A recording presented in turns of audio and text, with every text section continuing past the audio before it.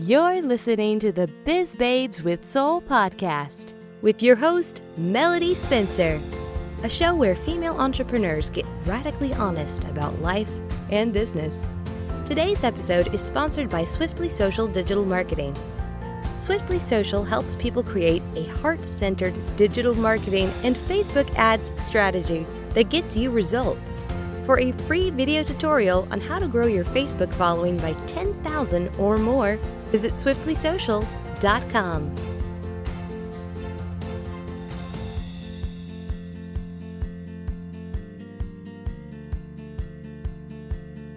Hey guys, welcome to the Biz Babes with Soul podcast. I'm your host, Melody Spencer, and I'm so excited to have an amazing executive coach and author named Linda Williams here today. Welcome, Linda. It's my pleasure. It's really nice to be here today. This is my wake me up for today. So tell us a little bit about what you do. I show exhausted C-suite executives how to increase the bottom line with less stress, less conflict, and plenty of time for personal and family life. I find that we get so focused on the do that we always lose sight of the why. And based on my research, executives have a real challenge with work-life balance. At one point, I worked for the federal government for almost 37 years. I just retired last July. Wow. And I had developed a software program because I'm not going to keep doing the same thing 99 times over and over again. So I had no choice. I had no training in software development, but I did that. What that did was, Melody, it resulted in them sending me out to 6 different field offices within a week during a time when I was working on my master's degree. Wow. And that resulted in an emotional breakdown for me. Yeah. I have seen where people, whether they're trying to kind of avoid internal conflicts, avoid conflicts at home. Me, I was trying to go into school left and right, trying to prove something to my deceased father. We have a lot of things that motivate us to do what might be really good things. But the good thing is not the main thing. And the good thing will never bring the joy and happiness that we need and seek in life if we ever lose sight of the main thing. So I've turned my coaching business. I've been having a challenge with branding myself, getting my message right. I'm trying to do this all on my own while also on the side working on my dissertation. Okay. And so I have flipped the script on how I've branded myself and my marketing message. And I finally think I found my niche. I found where I need to be, because as a former union leader with the federal government, I've seen all of the mindset challenges that set us back. I have experienced that firsthand. I've experienced being the odd man out because I refused to walk into negotiations having my mind set that you're the enemy. I've been there where it's run me in the ground emotionally and mentally. And I've also seen that people are chasing passion instead of chasing purpose. They tell you to follow your passion to your purpose. My position is this: let's hone in on your purpose here. The passion will follow. That's great. Yeah.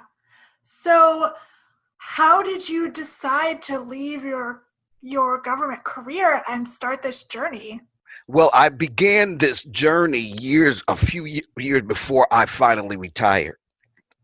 And it resulted because my sister called me in December of 2005 and said you were going to write a book, and the book would only progress as I healed. And I am a survivor of rape, domestic violence, and I wound up by stuffing that Melody. I wound up in a marriage with a man that turned out to be a rapist. He's been convicted for rape and being a sexual predator, and stuffing all of that stuff, not being aware of it. See, I'm a trained psychotherapist, and I'm going through all this hellacious times in my life the whole time I'm in school, and I was so blinded that I didn't see my own life playing out on the pages of those psychology textbooks. Yeah. And as I wrote this book for 7 years and 6 days, I healed. The book is called Whose Apple Is It Anyway? And so I said, well, let me start a coaching business to be prepared for when I retire, not knowing that I was going to retire a heck of a lot sooner than I wanted to. So it's just, you get to a point in your life where you know you're stuck. You no longer have any real fire in you for the thing that you're doing. That always means something's wrong. Okay. And I realized that I was in a comfort zone with my federal job, and I needed to take a leap here. It's going to be one or the other. And so last July, I took the leap and haven't regretted it one bit. That's awesome. So what has been the scariest thing doing this? Just leaping? Well, I'm too dumb, girl. I ain't going to sit up here and say, oh my God, I had to make a decision. My boss sent me the wrong email at the wrong time. I wasn't about to deal with it. So by that afternoon, I had signed my retirement papers, left him stuck in air. Okay, so I'm not even going to say, oh my God, I had to do this and I just had to. I can't even say, girl, I can make that sound like I'm so proud of myself. Girl, I quit because I was fed up. You hear me? Yeah. Fed up. It got to the point, I told you about losing that passion for what you do. When you're with the federal government, it's all pushing papers, regs, and policy. And I got to the point where I was just pushing paper and was not loving it at freaking all. Do you hear me? Yeah. And so wrong email, wrong time, dude. No, bye. Good for you. The scary part has been coming to a point after being in business for 6 years where I recognize and have to accept that at the beginning stages, you had to do everything yourself, Linda, but you are not going to scale. You are not going to grow as an entrepreneur or your business unless you start taking on people to help you. Yes. Mentors to help you. Hire, outsource the piddly crap that you do that you really don't like to do. Outsourcing stuff. That's the phase I'm in now. And it's a challenge for me because I've always been able to pick up and figure out anything I ever wanted to do, like my website. I do my own website. I designed it and everything. I have to accept that at some point I'm not going to have the time to do that, Melody, and that my focus will have to be on vision and moving forward and my clients. Yeah. It's a hard decision to make. And I know some people say, well, it's mostly women. No, we all have these mindsets that are holding us back because we cannot relinquish control. And I'm using air quotes, control. See? Yeah. And so you asked me what the biggest thing is. It's not a scary thing, but this is the challenge that I'm in now. Yeah. And that's what I try to tell potential clients all the time. We've been fed this line that we have to be superwoman and do it all. And that's some BS. Because, yes, it is. Because it's possible to do it all, but you're going to burn yourself out. You're going to pull your hair out. You're going to be miserable. Yep. So you need to hire coaches, hire experts, hire VAs, delegate that crap because life is too short to do stuff you're not passionate about. Yeah. That is what I have learned. Like, honestly. Yeah. But trying to get people to understand that who are so scared to invest and scared to even kind of dip that toe in that up leveling is so difficult. That's my biggest challenge, is trying to convince people to hire people like me. Yes. Because they don't see my value until they get to a point where you are, where you see that experts are worth the money. Oh, heck, if you get the right expert, heck yeah, they're worth the money. Yeah. And I was going to ask you if that was a challenge with your clients, because I know that is a challenge, because you got the one side of you that really is subconscious. Oh my God, if I grow, how am I going to handle this? If I grow, then I'm going to have to do this. I'm going to have to do that. And the other thing is the mindset. I get it. Okay. I get it. Everything I've done in my business, I've funded through my federal salary or through my retirement. Now with the reduction in my income through retirement, then I'm kind of stuck over here trying to get personal financial equilibrium and learning that I can't keep putting all that money in my business. But this is the question that has to be posed here. Where do you want to go? And what is it going to take to get there? Where there's a will, it's a way. I'll take my situation. Now I'm coming to a point where I'm going to have to make the quality decision that no matter how much of this equilibrium I'm in, I'm going to have to make moves to save money toward where I want to go. Excuse me. So if I get together 2-3 months of my operating cost, okay, I can afford to hire somebody for 2 or 3 months, okay? That 2 or 3 months is going to scale my business and get me people in the door. Yeah. Right? And then those people in the door are going to make my business whole, where I can afford to pay my operating costs without using my retirement income, where I can afford to keep on the people that scaled my business. Understand what I'm saying? Yeah, absolutely. So it's all about a decision in the moment, understanding that that decision is the know all and be all of the goal you want to reach, and working with somebody who's going to be a coach and accountability partner, somebody that can see your mindsets in the way, can challenge those mindsets and keep you moving while you're dealing with that mindset. These are the people you have to have in your life. Yeah, absolutely. That's been one of my biggest learning curves. Is for so long I was kind of alone on this island of working for myself. So there's not a lot of people that I know that do that. And before I discovered like online groups and all that and mastermind groups, it really just felt like I was the only one doing this. And that's a really lonely place to be. But when you're surrounded by other women who are doing similar things and who are successful or trying to be successful, it can be both a blessing and a curse, because you can constantly be comparing, but you can also have people lift you up and encourage you and help you keep going when you're just having a really crappy day. Yeah. It's about stay in your lane. Okay. Focus versus failure.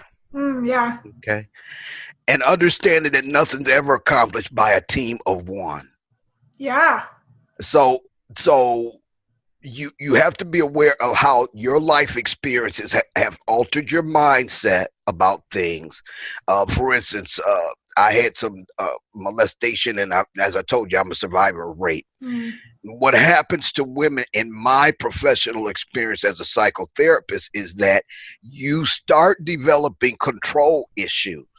Now, this is a losing battle because you can't control what other people do or say, okay?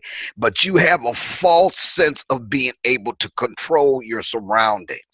And that can result in perfectionism, having to do it all yourself. So what I'm saying is basically this, Melody. People have to be highly aware of how their past life has formed their current perspectives and accept this truth.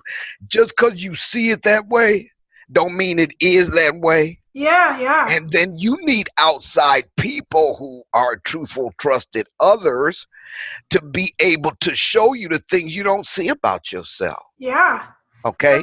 It's so easy to get into this is the way I've always seen myself, this is my story, this is my identity, that unless people speak into that and you begin to see the way other people see you, then you're just going to keep making the same mistakes over and over. That's right. And it goes deeper than that, though, Melody. You know, this is me. This is my character. This is who I am. That's conscious. Okay? You have to dig deeper to why you think this is you. This is my character. This is who I am. You have to dig deeper into the subconscious stuff that's lurking in there, driving your entire stinking life. Yeah. And you're not aware of it. It's a covert force and a covert dynamic. Now, people who are close to you can see those things, but it's like you don't see them. Everybody else is wrong, okay? But we have to understand we don't see things like they are. We see things as we are. Yeah. Okay. And so I just want everybody listening, male or female, to understand this one thing. Change is never easy. Not supposed to be. It's walking you into new territory every time. When you get to the point where you fear change, you shrink back from change, you don't want to deal with change, you avoid change, you're stuck, going to stay there, nothing's going to ever get better. But when you begin to realize that fear is not the end of your story, and that fear is just a smokescreen you can walk through without resistance if you make the decision to do so, embrace the fear and do it anyway. Embrace the smoke screen, walk through it anyway, because trust me, on the other side of that smoke screen is your destiny. And when we're tied, when our destiny has everything to do, Melody, with what we're born to do, why we're here, why we breathe, what's the purpose of being here on this earth. Everybody has that. But what we do is we make career choices. We have a family. Now I got to get this much money coming in, got to take care of the family. And none of those decisions are made or based on the reason you are breathing. Now, I want to encourage everybody. That doesn't mean that that's the end of the story, because guess what? Long as you breathing, it's never too late. And you can make incremental changes in your direction that turn you around along a path where you are finding joy in what you do. Yeah. You're rocking the boardroom and loving it. Okay. You have a nice, healthy a home life where you're not fighting with your spouse because you keep dragging the business home with you. Okay. It's possible. It's a decision. Fear is part of the process. It's all good. Yeah. Wow. That was awesome. That was powerful. So, since we've talked a lot about mindset work, and I'm a huge mindset fan, so what kind of routine in the morning do you have? Do you journal? Do you meditate? What kind of gets you going and get your mindset right for the day? Girl, please, you know what? You didn't ask the wrong person. Now, you told me earlier you're going to ask that question. I said, I ain't even going to tell her. I'm going to let her walk right into this. Excuse me. Look, this is me. I get up in the morning, I drag my butt out of bed, I snatch off my CPAP mask, I feed the cat.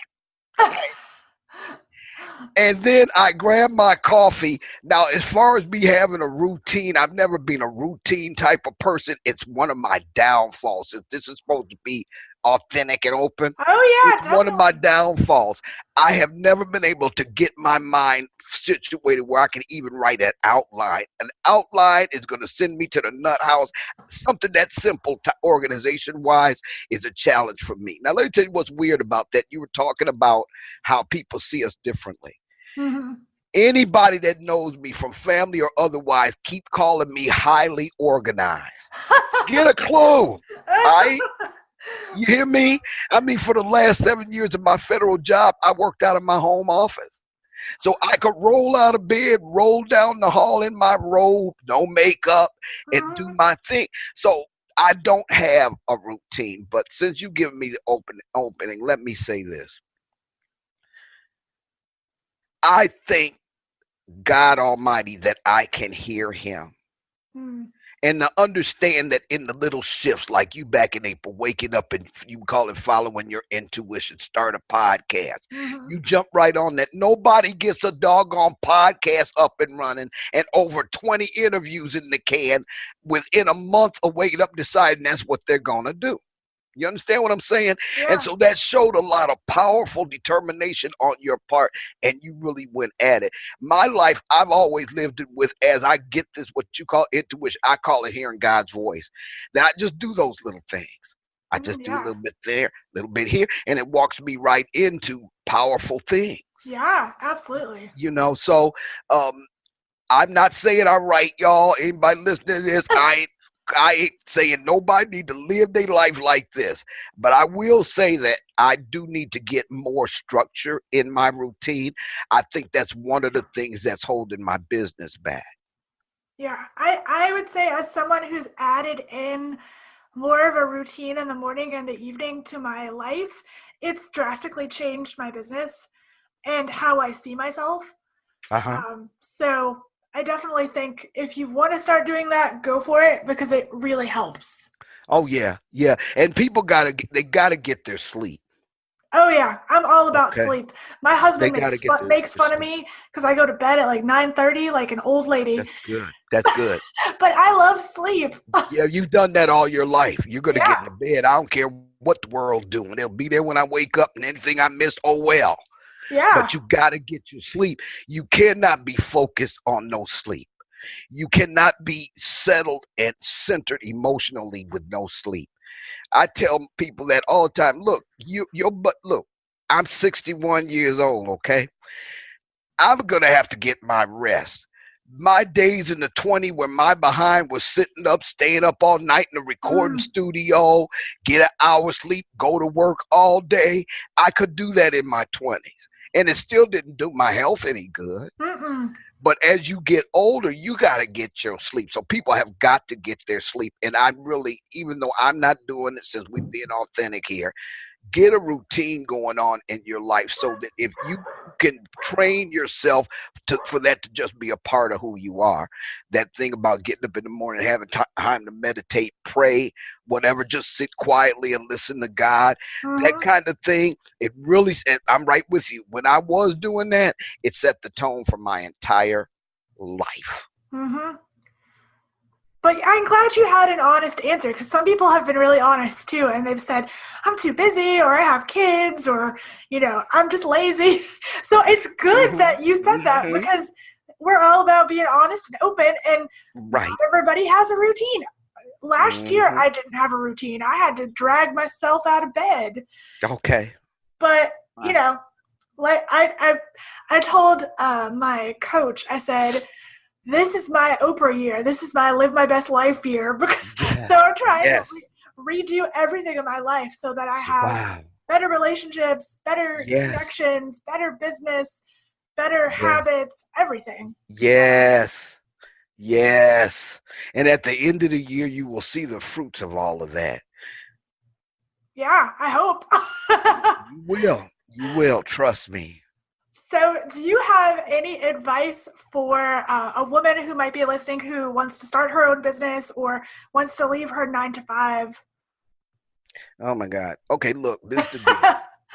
You're gonna have to get real about the thing. See, what we do is I'm the type of person I don't want to look at the finance, I don't give a rip about the line items. I don't want that piddly mess. First of all, I want you to understand and sit and think through the excuse me,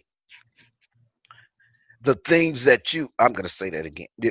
Think through the things that you need to do in order to make your business happen. Hmm. Then you have to be very honest with yourself and make a list of the things that are in your bailiwick, in your lane, the things that you're made and created to do, the things you can do as easy as breathing with excellence. And those are the things that you will do. And the things that you don't particularly like, for me, I'm not an accountant. I'm Hmm. not a lawyer. Those are the things that you need to determine who else is going to do that thing. And then the next thing with respect to who else is going to do that thing, look around you. If you're in the church, there are probably accountants, attorneys, Hmm. all of that right in your communities that might be willing to help you pro bono. So don't limit your choices by the mindset limitation. Reach out and know who's available to you to do those things. And don't make the mistake I did and start trying to do all of that yourself, because it's Hmm. just going to lead to frustration and burnout. So once you determine what it takes, then you determine what things you love to do and those things you're going to do. And then you determine what you don't love to do. This is the deal. If you're still working, start working on your business little by little on the weekends. That means laying the groundwork, the foundation. Make sure you have your proper licenses. Make sure you're incorporated, okay? Make sure that you know what the laws are with respect to your specific business. Get the groundwork done. If you're nonprofit, you want a 501c3, find out how much that costs. Start laying your groundwork little by little as you're working in the off hours and going forward. And then remember that you don't have to wait. Okay, now my business got it's all there now. I'm going to wait till I retire. No, that's not how it works. Okay. The other thing is, as you're in your current career, if it doesn't align with your dream job that you're creating on the side, then what you want to do is seek opportunities in your current career that are going to give you the rubber meets road experience you need to be able to function in that. And so there will be opportunities to lead groups, be a part of a group, to take over this, to take over that, take this training, suck up the training, it's free. Okay. And then just ease into it as you move through. And then finally, please choose whatever business you're going to choose. Make sure to craft that thing around the reason you're breathing, your purpose, the reason that you're here, because you were here. You were born with natural talents, skills, and abilities that were created to help you do what you were created for. And so make sure that you don't say, oh, I'm going to take this line with my off-hour job because this is what I'm doing now. That can't be a consideration. Yeah, that's great. That's fantastic advice because, I think so many women just get stuck. Oh, yeah. And so if you just kind of don't start trying it little by little, or start trying to make your job better if you're in your 9 to 5, then you're just going to be miserable. And that's no way to live your life. I tell you, man, the main why we need to always keep a hold of is the reason we breathe. Why am I here on earth? That why. Yeah. Is the thing that's supposed to be the thing that guides you into every decision you make in your career or in your business. Why am I here? And am I really in my niche? Am I really in my lane where that's concerned? Yeah. And I hold that if you do that, then you will make decisions, life, career, relationship decisions that will always enhance your life. See, joy, happiness, they're not external commodities. We see things as we are, not as they are. And the way you perceive the world is wholly affected and created by what you've been through in life and how you did or didn't deal with that trauma. Okay. Yeah. And so we have to understand that the joy, the happiness comes from inside. And that as long as we are true to what we're here for, true to who we truly were created to be, not who life has twisted us into, who we were created to be, then that's an automatic situation full of joy and happiness and meaningfulness. Yeah. That's great. Wow.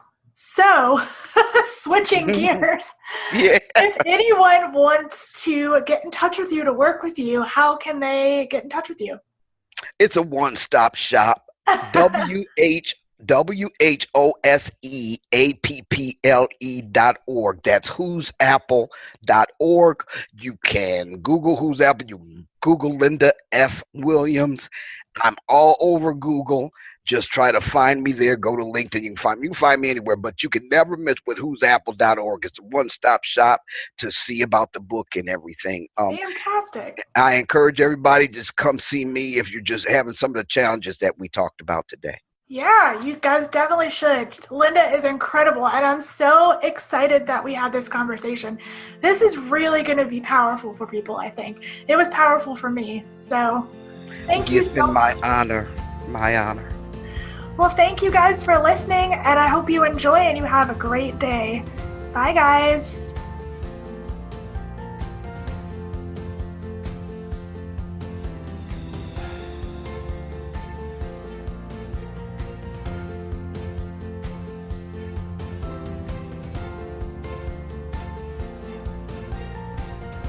Thank you for joining me for the Biz Babes with Soul podcast. Don't forget to like, subscribe, and share with your friends. To learn more about me, Melody Spencer, and the show, please visit swiftlysocial.com.